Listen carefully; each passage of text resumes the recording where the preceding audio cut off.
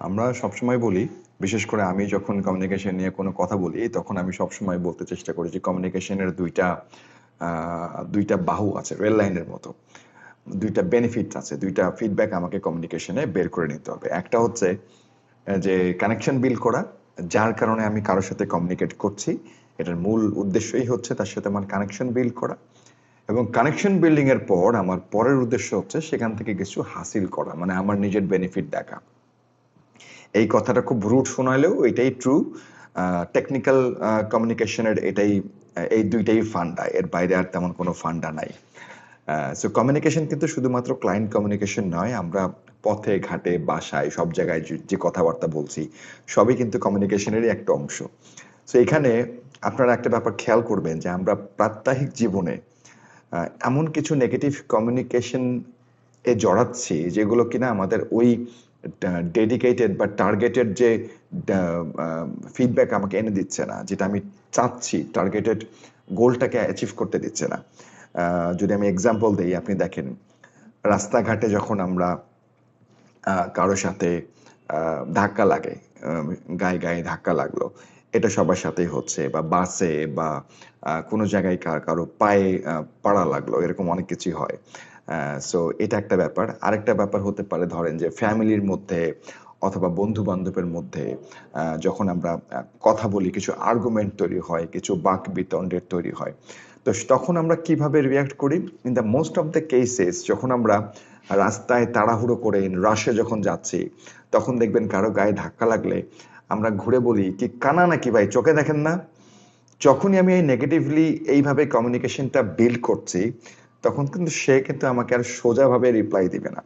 Otherwise আপনি যদি খুব ইজিলি বলতেন যে ভাই একটু দেখে চলতেন, আমার তো গায়ে লাগলো, তখন উনি বলতো যে সরি ভাই, আমি দেখি নাই, কিছু মনে করবেন না। সিমিলার ভাবে আপনিও বলবেন কিন্তু একই জিনিস, বাট আপনাকে যদি বলে ভাই আপনি কি কানা, চোখে দেখেন না, তো তখন আপনি কিন্তু রেগে যাবেন। এটা বিশেষ করে হয় যখন আমরা বুথে টাকা তুলতে যাই। সামটাইমস আমাদের বুথগুলো দেখা যায় অনেক লম্বা রোতে থাকে, অনেকেই লাইনে দাঁড়ায় থাকে।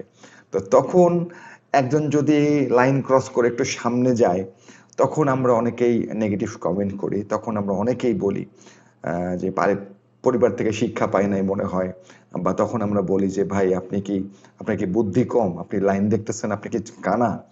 তখন সে কিন্তু আমাকে একটা নেগেটিভ রিয়াকশন দিবে, এবং অ্যাকচুয়াল যে আমার বেনিফিট যেটা পাওয়ার কথা, কি পাওয়ার কথা, যে সে লোকটা লাইনে গিয়ে দাঁড়ানোর কথা, সে কিন্তু সেটা দাঁড়াবে না।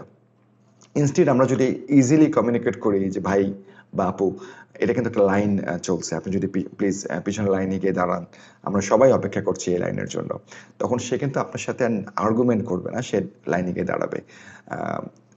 একইভাবে যখন আমরা বন্ধু বান্ধবের সাথে, কিংবা ধরেন যে ফ্যামিলির মধ্যে যখন আমরা কারোর সাথে এরকম আচরণ করি যে কাউকে কটূক্তি করে বা কাউকে হেয় করে বা কারো কোনো নেগেটিভিটিকে হাইলাইট করে যখন একটা বাণী ছুড়ে দেই, তখন কিন্তু সেই বাণীটা আমাকে পজিটিভিটি দিবে না। পক্ষান্তরে যেটা আমি আশা করছি, যেটা আমি অ্যাচিভ করতে চাইছি, যেটা আমার গোল ওই কমিউনিকেশনের, সেই গোলটা কিন্তু আমার হাসিল হবে না। এর জন্য খুব ভালো একটা ব্যাপার, যে কোনো আর্গুমেন্ট, যে কোনো মারামারি, ক্যাচাল, গ্যাঞ্জাম, এইটাকে মিনিমাইজ করার একটাই উপায় হচ্ছে পজিটিভলি অ্যাপ্রোচ করা, একটা মানুষকে নেগেটিভ ভাবে না বলা। ইভেন ঝগড়ার মধ্যেও যখন আমরা কাউকে বলি তোমার তো বংশের পরিচয় নাই, তোমার পুরো ফ্যামিলি তো ছোট লোক, তোমার মা বাবা তোমাকে শিখায় নাই, বা তোমার বাপ এরকম দেখে তুমি এরকম হইছো, তো এই যে ব্যাপারগুলো আমরা অহেতুক কিন্তু এগুলো বলি জাস্ট তাকে রাগিয়ে দেওয়ার জন্য, তখন সে কিন্তু কাম হবে না, সে কিন্তু আমাকে উল্টে আরো রাগাই দিবে। সো এটা একটা বড় ধরনের নেগেটিভ কমিউনিকেশন। আপনি খেয়াল করে দেখেন, আমরা ঘরে বাইরে সব জায়গায় এটাই করে আসছি, যেটা আমাদেরকে বন্ধ করতে হবে এবং আমাদের অ্যাকচুয়াল কমিউনিকেশনের টার্গেটটা অ্যাচিভ করতে হবে।